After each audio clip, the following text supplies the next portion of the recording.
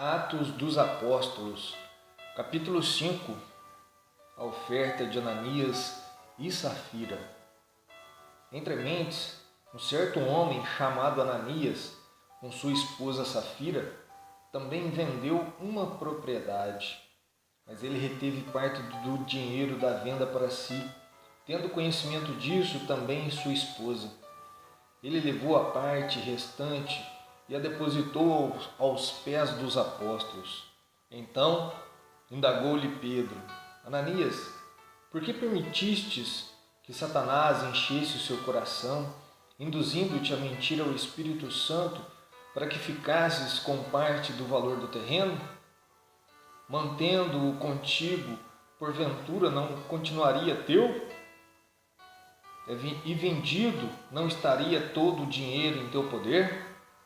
Como pudestes permitir que tais ideias dominassem tua vontade?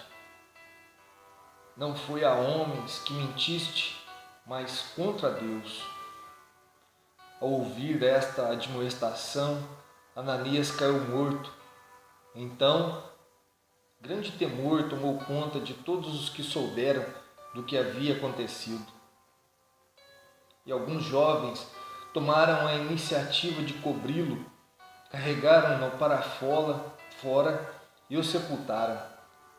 Cerca de 3 horas mais tarde, entrou sua esposa, sem saber o que havia se passado. E Pedro a questionou: Dize-me, vendestes por este preço aquelas terras? Ela confirmou: Sim, por este preço. Então Pedro a repreendeu: Por que vós entrastes em acordo para tentar o Espírito do Senhor? Eis que estão aí à porta os pés dos que sepultaram o teu marido, e eles a levarão também. Naquele mesmo instante ela caiu morta aos pés de Pedro. Então aqueles jovens entraram e, encontrando-a morta, levaram-na e a sepultaram ao lado de seu marido. E grande temor se apoderou de toda a igreja e de todos os que ouviram falar desse acontecimento. Os sinais dos apóstolos. Muitos sinais e maravilhas eram realizados entre o povo pelas mãos dos apóstolos, e todos os que creram costumavam reunir-se em comunhão junto ao pórtico de Salomão. Todavia, ninguém de fora tinha coragem de juntar-se a eles, ainda que o povo os tivesse em grande estima. Em número cada vez maior, homens e mulheres criam no Senhor e eram acrescentados à comunidade, a ponto de os doentes serem levados para as ruas e colocados em leitos e macas, para que, quando Pedro passasse, ao menos sua sombra se projetasse sobre alguns deles. Da mesma forma, das cidades ao redor vinham muita gente a Jerusalém, trazendo doentes e pessoas atormentadas por espíritos demoníacos, e todos eram libertos. Os apóstolos são presos e libertos. Então, o sumo sacerdote e todos os seus correligionários, membros do partido dos saduceus, foram tomados de grande inveja, e por isso mandaram prender os apóstolos, jogando-os numa prisão pública.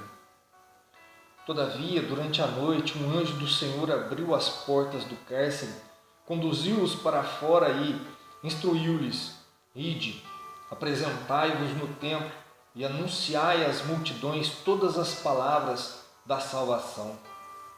Assim, ao raiar do dia, eles entraram no pátio do templo, como haviam sido orientados, e começaram a pregar ao povo. De outro lado, chegando o sumo sacerdote e seus companheiros, imediatamente convocaram o sinédrio, ou seja, toda a assembleia dos principais líderes de Israel, e mandaram buscar os apóstolos na prisão. Entretanto, ao chegarem à prisão, os guardas não os encontraram ali. Então voltaram e comunicaram: encontramos o cárcere fechado com toda a segurança e as sentinelas nos seus postos junto às portas, mas, abrindo-as, a ninguém encontramos lá dentro. Diante desse relato, o capitão da guarda do templo e o chefe dos sacerdotes ficaram atônitos, imaginando o que poderia ter acontecido com os apóstolos. Nesse momento, chegou alguém com a notícia: eis que os homens que recolhestes à prisão estão no pátio do templo, ensinando o povo. Então, o capitão foi com os guardas e os trouxe outra vez, porém sem violência, pois temiam ser apedrejados. E o sumo sacerdote os interrogou: não vos ordenamos expressamente que não pregasseis nesse nome? Contudo, encheste Jerusalém dessa vossa doutrina e quereis lançar sobre nós a culpa pelo sangue desse homem? Ao que Pedro e os demais apóstolos afirmaram: é necessário que primeiro obedeçamos a Deus, depois às autoridades humanas. O Deus de nossos antepassados ressuscitou Jesus, a quem vós assassinastes, crucificando-o no madeiro. Deus, no entanto, o exaltou, elevando-o à sua direita como príncipe e salvador, a fim de dar a Israel arrependimento e perdão de pecados. Ora, nós somos testemunhas desses fatos, bem como o Espírito Santo, que Deus concedeu aos que são obedientes a Ele. Sabedoria de Gamaliel.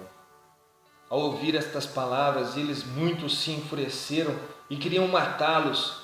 Então, certo fariseu chamado Gamaliel, doutor da lei, respeitado por todas as pessoas, levantou-se no sinédrio e pediu para que aqueles homens fossem retirados por um momento. E prosseguiu dizendo: caros israelitas, considerai com toda cautela o que estáis para decidir fazer a estes homens. Porquanto, há algum tempo surgiu Teudas, pregando ser alguém, e aproximadamente 400 homens se juntaram a ele. Todavia ele foi morto, e todos os seus seguidores se dispersaram e acabaram em nada. Depois dele, na época do recenseamento, apareceu Judas, o galileu, que liderou um grupo revolucionário. Ele, da mesma forma, foi morto, e todos os seus companheiros se espalharam. Contudo, nesse caso, vos advirto: afastai-vos destes homens e deixai-os seguir em paz, pois, se a obra ou o propósito deles for de origem meramente humana, perecerá. Se, todavia, proceder de Deus, não conseguireis jamais impedi-los, pois vos achareis em guerra contra Deus. E as palavras de Gamaliel convenceram a eles. Então mandaram trazer os apóstolos e ordenaram que fossem açoitados.